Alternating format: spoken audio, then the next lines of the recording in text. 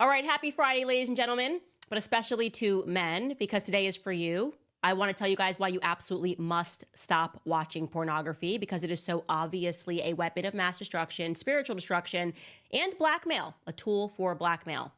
So we have more coming out about Diddy, Kim Porter. People have long held the suspicion that he maybe killed her, plus some videos that are surfacing of Justin Bieber at a Diddy party, and they are horrific.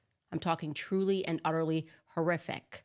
Plus, and appropriately, or rather inappropriately, RFK Jr. is in the news for having carried on a sexting affair with a reporter at New York Magazine. And we have the Republican lieutenant-governor of North Carolina, Mark Robinson, who has been unmasked as a frequent commenter on a porn website dating back to 2012.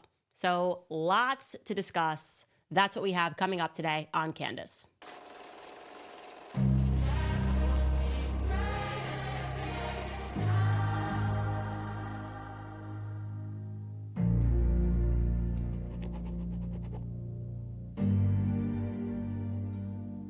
All right, so here's my conspiracy theory, another one. I think porn websites have been purposefully created as tools of entrapment. I think they are creating an entire log of who everybody is. In the event that somebody becomes powerful in their life, then they have all of these porn websites that you visited. I truly think this, especially people who think their data is safe and they're constantly online. You can see how these websites like Pornhub are encouraging people to look at more frequent and also more disturbing types of porn. Essentially, they exist to pervert your tastes. And then I think people become more and more perverted. They hit weird links. And then in the background, you have people that are collecting that data so that if you ever make it in life, they can go, oh, but we caught you looking at this kind of porn. Now we control you.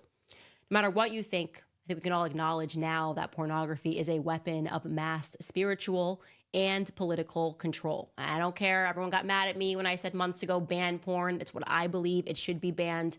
And I believe that because I've looked into the history of it. Here's the reality. You can quite literally become a slave to your sin. A man has as many masters as he has vices. By the way, I wish I could take credit for that expression, but that actually came from St. Augustine in his book, City of God. He wrote, quote, "A good man, though a slave, is free, but a wicked man, though a king, is a slave, for he serves as many masters as he has vices." Think about that. If you have a vice and you think you're in control of that vice, you're really not. That vice is actually in control of you. And that is mentioned, St. Augustine's words is mentioned in this book that I'm holding. I think it's required reading for all men. It really looks into the history of pornography in our society. That's a book by Catholic author Dr. E. Michael Jones, and it's entitled Libido Dominandi, Sexual Liberation and Political Control. As I said, he traces how we arrived at this incredibly pornographic society that we live in today. I mean, do you even recognize everything is softcore porn? If you're on Instagram, if you're watching a woman and she's selling a Gucci bag, for whatever reason, she has to be naked. Have you ever asked yourself why? Why must she be naked in order to sell me this Gucci bag? Why must she have her boobs out in order to tell me to buy this perfume? And then if you explore your own mentality and you are one of the people that's going, oh my gosh, Candace, how could you say this about pornography? If you have that instant reaction, let me ask you this question. Who taught you that watching porn was a sign of freedom? Who taught you that nudity and pornography were expressions of freedom? Thinking about women and feminism, and they've got their boobs out when they're protesting. Who taught them that that was an expression of freedom? Really pause and think. When I paused and I thought about that, I went back to my high school health class, and I remember quite literally learning, as in it was like an answer to a test, that watching a little bit of pornography was healthy. I'm not kidding. We learned this in school, that watching a little bit of pornography is healthy. I can't even imagine what the kids are learning today. It's a tool for education, as if that's supposed to be the natural way that men and women come together to have sex. Well, this book by E. Michael Jones offers the even darker history. And of course, it somehow brings us right back to the very perverted psychoanalytic community, the people who love Freud. Obviously, we're talking about sexualized children. If you're a person that believes Freud was a father of modern psychology, then you should ask a lot of questions about what modern psychology is and what its aims are. And I want to tell you guys this, you have not been liberated sexually. When you look around, you see everybody and they've got their boobs out and girls that are selling their bodies on the internet and women that are convinced that they're models when in reality, they are kind of just prostitutes selling their bodies to make money and convinced that they're somehow more glamorous because they're doing it within the pages of Vogue. Yeah, all of those people have been intentionally enslaved by pornography. But the question is, to what end? Well, as I told you, I think powerful people are being blackmailed, and I think they're being blackmailed all over the world. And I'm talking from royals to basketball and football players to singers to politicians to bankers, you name it, because pleasure is now the drug. Lust is the tool for domination, exactly what this book is about. And there has been no greater example of that recently than the Diddy case, which follows another explosive development yesterday. Now, let me tell you, it's been long suspected since it happened, since she died in, I would say, rather mysterious circumstances, that Diddy had something to do with the death of his ex-partner and the mother to his children, a woman named Kim Porter. Now, what happened was she mysteriously died of pneumonia at the age of 47. Not the typical way that a 47-year-old goes out, especially just when they are about to publish a tell-all book on their very famous ex, Diddy. But that's what happened to Kim. She died of pneumonia at the age of 47 years old. Well, guess what? It was just announced yesterday that Kim Porter's book is being published. It's a 60-page book entitled Kim's Lost Words. It claims to be a collection of the diaries of Kim Porter, the mother of Diddy's children, and it was leaked by her friends. Now, the person who's publishing it is saying that he received a thumbnail from one of the friends who was very scared, and it is heavily implied they believe that Diddy had something to do with her death. In the book, Porter allegedly recounts discovering and making copies of the sex tapes that Diddy made of himself having sex with young boys that he was managing, including an alleged tape involving an 18-year-old pop star who went on to become a household name. Porter alleges that when she discovered those videotapes of Sean and his sexual encounters in the bedroom in this vault, she made copies of them as protection for herself. Realized that this is a very dangerous situation. I'm going to make copies for protection for myself, and included it as a part of her plan to leave him. But the memoir says that when she watched back the tapes, she was so shocked because there were things, quote, some of the tapes had things I would have never expected. The gay parties are one thing, but the young boys, like the two hip hop stars formerly managed by Diddy and the then 18-year-old pop star, I would have never known. The book publisher is claiming that it was the friends that gave him this thumbnail, the friends that provided this memoir. The friends also provided copies of these alleged sex tapes so that he knew that it was legitimate. And the final entry of the memoir from Kim Porter, before she mysteriously got pneumonia and didn't survive it as a 47-year-old, is her dramatically telling her friends, quote, he got me, and then calling 911. So this is getting very interesting. And what has come on the heels of this is people unearthing videos of Justin Bieber at Diddy parties. Now, Justin Bieber was obviously extremely young when he entered the industry, extremely innocent when he entered the industry, an industry that he did not quite understand as a boy who just knew how to sing and play the guitar and just did both of those things on YouTube. And then he was scooped up, and suddenly he was a part of people like Diddy going after him and saying, hey, man, why don't you pick up my phone calls? There's actually a video of that. Diddy and Justin Bieber looks to be like 15 years old and said, why aren't you picking up my phone calls? And he's like, oh, I know you were trying to contact me through people and I don't have your number. And the next thing we know, Justin is at Diddy's parties. And in this one video, it looks like whatever Justin is doing, and I'm not going to show it out of just respect for the fact that I truly believe that Justin Bieber is a victim. But whatever he is doing in this video with Trey Songz and Odell Beckham Jr. looks highly suspicious. I can show you a still from that video because I think the relevant part is Justin Bieber is not sober. He is clearly very heavily under the influence at this party. And if you remember that lawsuit that the producer Rodney dropped against Diddy, he said that unbeknownst to all of these people, they were being drugged at Diddy's parties, that they were pouring out the liquor bottles and replacing it with other drugs. He kept speaking about this pink drug, this mix, this cocktail of cocaine and MDMA, and that people that think they're just drinking vodka or just drinking water are actually all being drugged. And then once they're drugged, they do very vulnerable things. It has long been suspected that the person that people are now putting the dots together in Kim Porter's allegations that Diddy had under his thumb was Justin Bieber, and that he may have done some inappropriate things with him. And what I will say is that this very much fits the narrative. You know, we saw tons of videos of Justin Bieber.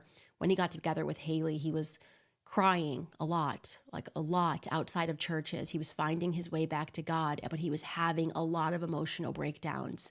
And what I sensed from those public emotional breakdowns, and only public obviously because the press was following him, was that he was coming to terms with the fact that he had been engaged in darkness unwillingly.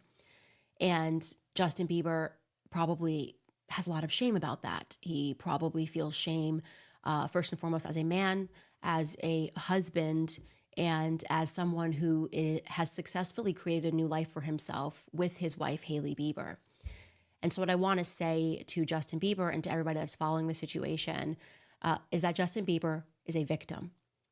I was horrified when I saw this, not because of the idea that Justin Bieber would be engaged in these sorts of things at these parties, but because I understood that this was a kid who was intentionally targeted by Diddy, as the videos show, told that he wants to party with him. He makes it clear that Diddy is trying to contact him through people. And then he finally subjects himself and agrees to give his number. And then we saw an entirely different Justin Bieber. We saw Justin Bieber who was always wearing sunglasses, who was partying, who was very obviously involved in drugs. He spoke at length about his addiction. And Justin Bieber didn't do that to himself. Like I said, Justin Bieber was, in my view, a child victim. And as these videos are circulating on the internet, I want to make sure people remember that and give him the grace as someone who has somehow survived this, turned to family, turned to faith, and is still very much struggling with all of this. For people to give him the grace and the courage and the prayers to hopefully one day find within himself the strength to speak out about what happened. Anyways, it seems to be that it is all falling down in Hollywood. There are tons of people who should be called out, people who weren't young like Justin Bieber, people like LeBron James, who has been outwardly speaking about how great Diddy parties are, traveling around with Diddy. This person is supposed to be the king. I'm waiting for the king to come out and to condemn this, to condemn what we all know now is a reality.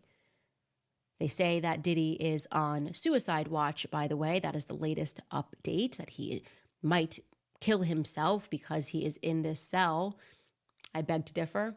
As I said, I believe that this was an operation, that Diddy was not at the top of this operation, and that they are going to be very careful in how they handle him, because just like Kim Porter kept videos in order to protect herself, I am certain that Diddy similarly kept many videos of the record label executives that were allegedly involved in these parties as well, as protection for himself. We will continue to monitor that story, but I do encourage everybody to pray for Justin Bieber. All right, guys, I want to take a quick second here to remind you about 7 Weeks Coffee. You're already drinking coffee, and 7 Weeks Coffee is America's pro-life coffee company on a mission to fund the pro-life movement one cup of coffee at a time. Why are they called 7 Weeks Coffee? Well, because at 7 weeks, a baby is the size of a coffee bean, and it's the same time a heartbeat is clearly detected on an ultrasound. That's why they donate 10% of every sale to support pregnancy care centers across the country.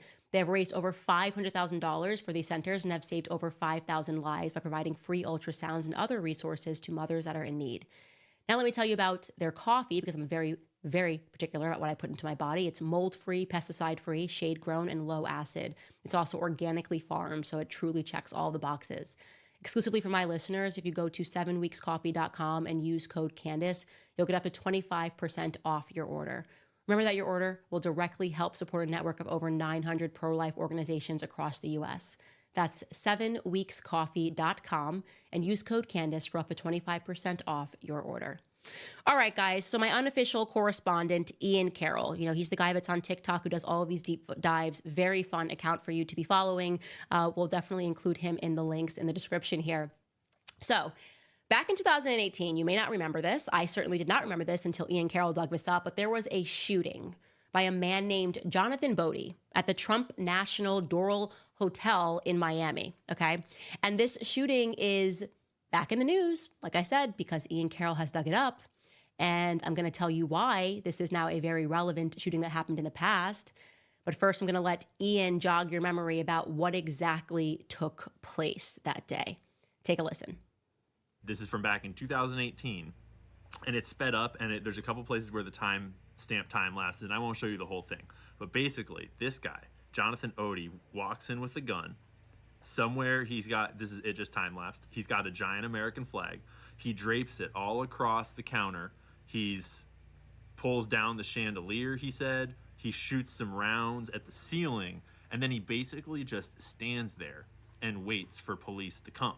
He smashes some for apparently no reason, like just committing crimes for the sake of committing crimes, apparently. And then he just stands around with a gun, and now the cops are outside, and he's like kind of giving up and surrendering, but maybe they're not realizing it or accepting it. So then he pulls out a gun, starts shooting at them, doesn't hit any of them as far as I'm aware. He runs out of bullets or something. Not sure what happens exactly, but at a certain point, he decides it's time to book it. Okay, so why is Ian digging up this old shooting? Well, that man, Jonathan Bodie, had a very interesting interview with the police thereafter. And we were told at the time that he was just a madman who was crazy because he was saying some pretty insane things, at least relative to 2018. Like I said, just at the time, they were insane. He said that he was a sex slave to Diddy and his then girlfriend, Cassie Ventura, that he was their sex slave and he had to have sex with them and other people, that he attended all of these drug-fueled parties. He then claimed that he was paid off by Diddy. And it's worth noting that Jonathan Bodie used to be a porn actor and a male stripper. And he claimed in that interview that he settled with Diddy for $1.25 million.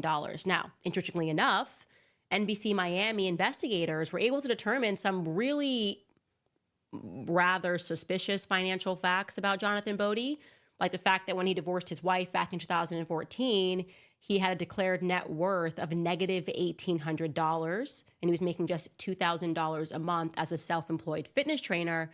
But less than a month after his divorce, he apparently fell into some money, a lot of money, because he bought 5 properties over the course of a 2-month period, for which he paid $765,000 cash.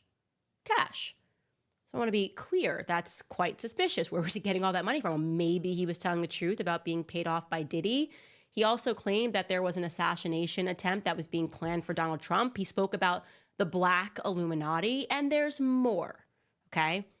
He claimed, as he's speaking more about these Diddy parties and speaking about drugs, that there was a quote-unquote hip-hop agenda. Take a listen carefully to what he says here. The hip-hop agenda is an agenda to move drugs all over the United States. You need to inform the DEA. They move all the dope on private jets, which don't get screened by customs, by DEA, okay. Inside the United States. Okay, they move what's called high-grade powder MDMA. They move cocaine, and they move liquid cocaine in their bottles too. Okay, so they put the liquid cocaine in the bottles and they move it. I've seen the liquid cocaine, I've drank it myself, having sex with Diddy and Cassie. Okay, it's not good. He drinks it all the time. Alright, he calls it G-juice, but it's liquid cocaine.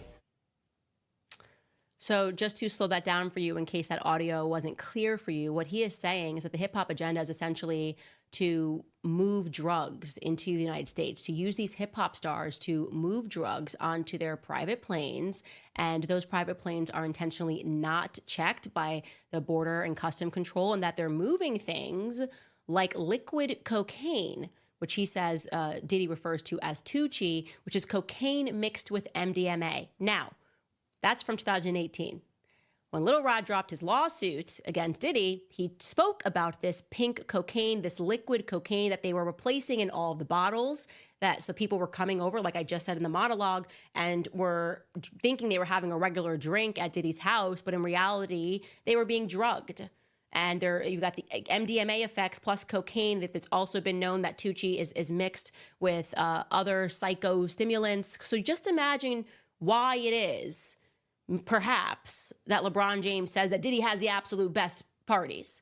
This guy was saying that then, that our government is somehow involved in moving this stuff into America. Now, why is that very easy to believe? Well, because our government has been involved in moving drugs for a very long time. Now, I know there are people out there that really love to watch a good Netflix show and to believe that the DEA was established because we had to stomp out all of these Mexican cartels. But the reality is that we had to stomp out these cartels because we are the cartel. Okay, we are the cartel. The most successful drug cartel in the entire world is right here in America because they partnered with the government. Okay, you've got the drug makers that are partnered with the government, that are partnered with the agencies. And the only time that they go down to stomp out a drug dealer down in the South is really when that drug dealer is on their turf. So that's been a fact. We have known that the CIA has been involved in various drug running operations. And so it begs the question, when you put this all together and you think about there have been so many, by the way, so many rappers that have been caught with tons of drugs on their planes. Is this a Fed operation? And my instincts tell me absolutely, this is a Fed operation. It always has been a Fed operation, that Hollywood is creating false idols, that gangster rap is a homosexual affair between the Feds finding homosexuals in prison. So there's a direct prison music pipeline and cutting them deals to encourage them to make rap, which is filth, to get kids on the street addicted to drugs, addicted to gang banging, and then to guarantee themselves an influx of people that are in the prisons that they own. But I don't know. I'm a conspiracy theorist, but looking back at that man's tape and what he also said about Tupac, and he's like, yeah, Tupac's alive. He's in Cuba. I think he said they gave him a nose job and put him in Cuba. I don't know, but it's worth realizing that everything that he said that sounded crazy, too much of it has been fact-checked true into the future. Very bizarre, and I just encourage you guys to remember that Hollywood is demonic, okay? It is created as the new Babylon, and everything that they are doing is to try to encourage you to worship those celestial stars. They're getting you to believe that these people like Diddy and Jay-Z and whoever are so cool and admirable, when in reality, in my view, they are all agents of the government, which is why it is that they all have the exact same political opinion. Don't you find that weird? Like when I think about like Jay-Z and Beyonce, and these are more names that are coming up as people are starting to prod this narrative around Diddy, I'm just like, how has there never been a time where Beyonce on any subject has disagreed with the government? Like if there wasn't like on the trans stuff, like they couldn't be like, oh no, we really don't agree with that. Isn't that a little bit suspicious? Like everything. And if you don't believe that they are creating stars, like quite literally like choosing and getting people to be focused on following certain people, do yourself a favor and walk into like Barnes and Noble. Everything is Taylor Swift. When you sign up to Instagram, you are fed, like, here's the people that you should follow, Beyonce and Taylor Swift, okay? Your tastes are being set for you. That's all that I'm going to say. And I do believe that there is a very dark force that we are going to be learning a lot more about in the near future, about how Hollywood has been working, how it has been working, by the way, since the very beginning, since the dawn of Hollywood. It's always been dark. All right, guys, I'm going to take a brief moment here, but before we get into this next story, to tell you about Field of Greens. A medical test can reveal your body's biological age, which can show if you're aging prematurely. Better nutrition has been shown to reverse one's bio-age. My hope of living longer and healthier is why I take Field of Greens.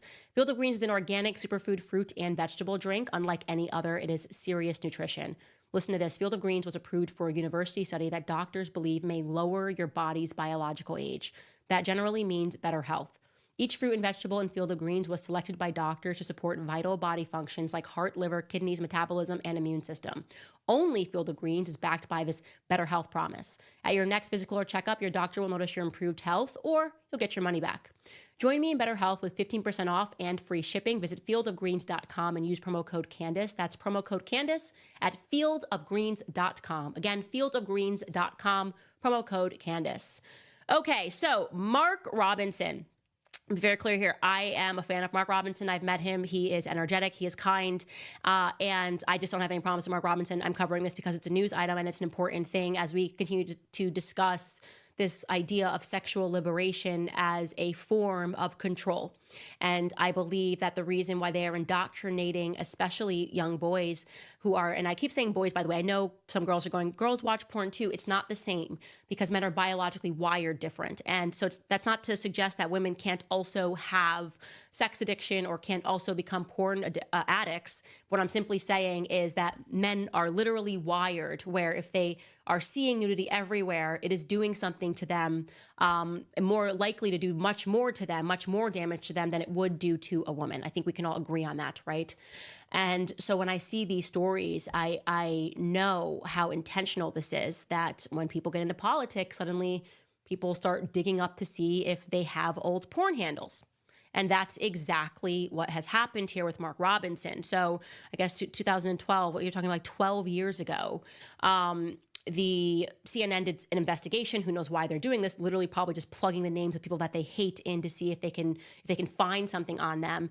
And they produced a report which it suggests that they are saying it is verified that Mark made a series of inflammatory comments on a porn website board more than a decade ago, in which he referred to himself as a black Nazi and expressed support for reinstating slavery.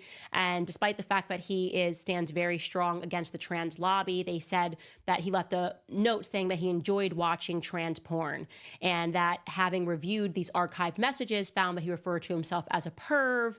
And he is completely denying, I should say, that he made these entries. They are standing by their report that this is his username, and they went deep into how they were able to match him through a bunch of biographical details and shared email addresses.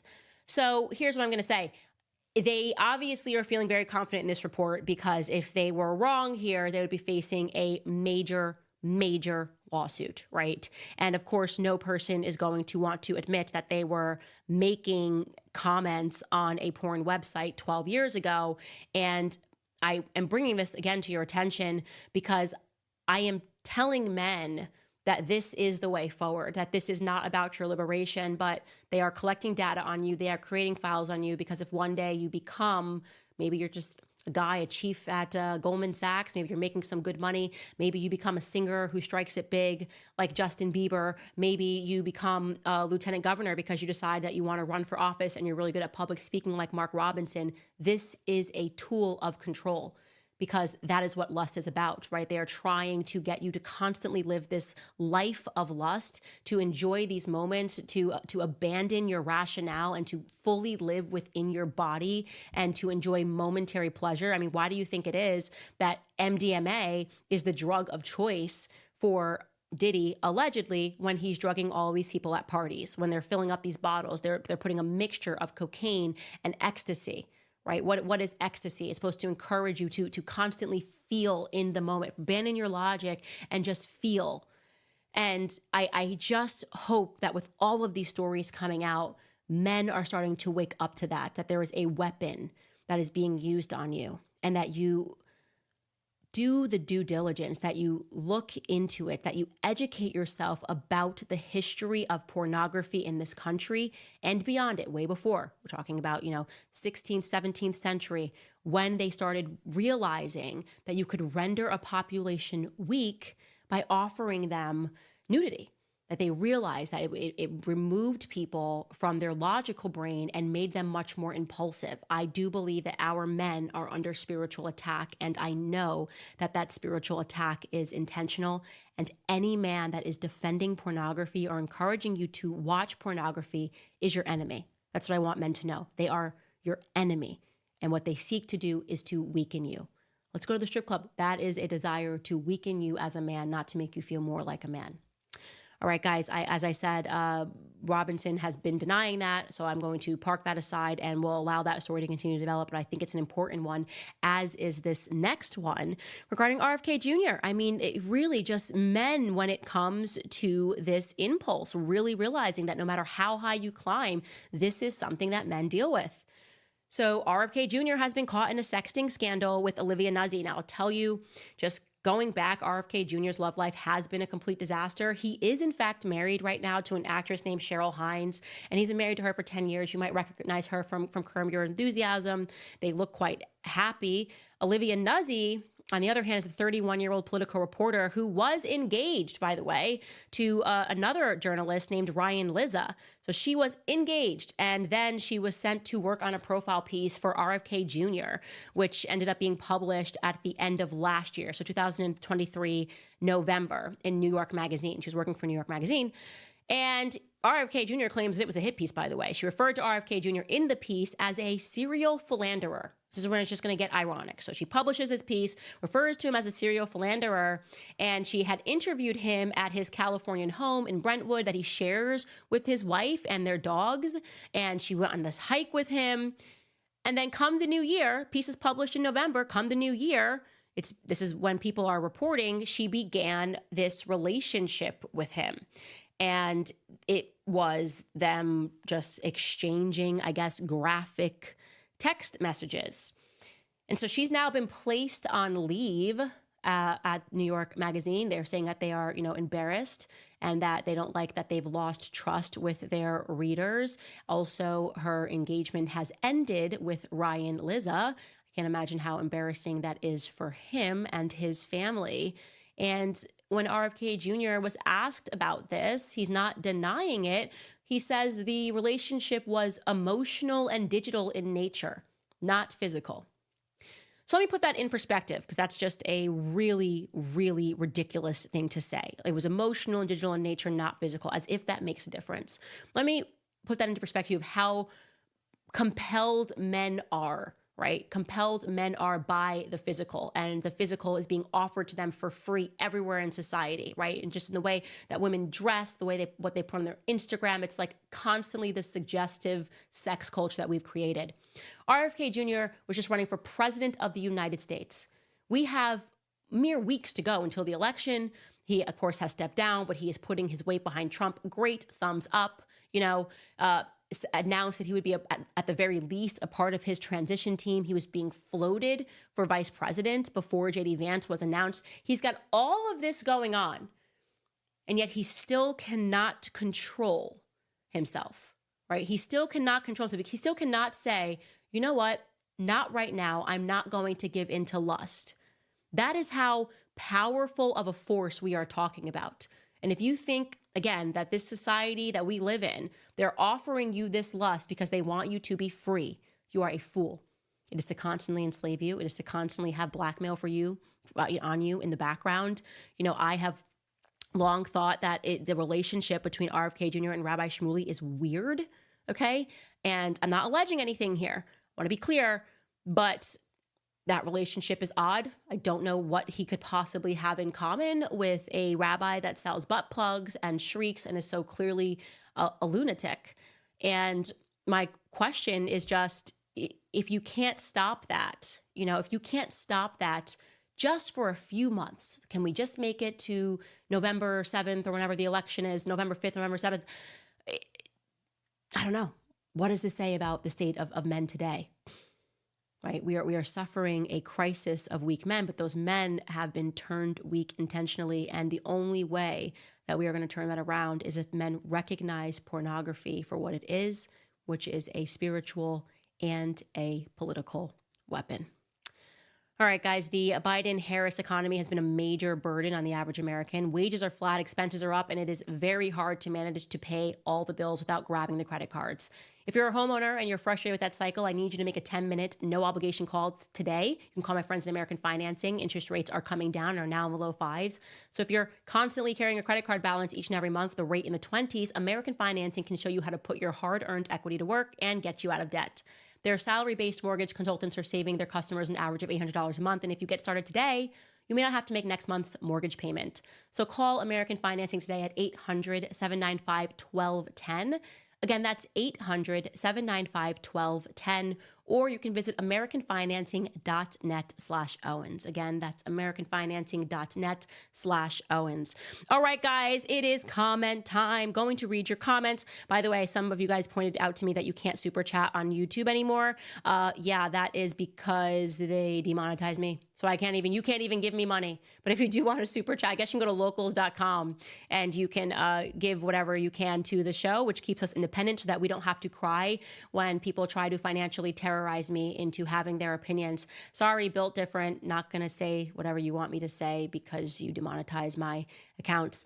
But we are going to cut over and we're going to read the super chats on, I don't know if they're called super chats, on Rumble. And we're going to start now only answering questions on Rumble. Really encouraging you guys, if you're watching us on YouTube, to at least take the time to go into the comment section and hit the link, or I guess it's in the description section, the little box that's under. Hit the description section and follow on Rumble, just in case I get banned from YouTube one day, so that you know exactly where you can find my content. We want to continue to build somewhere else as we are still using this platform. All right, guys, so we're going to cut the stream on YouTube, and I'm now going to answer your comments on Rumble.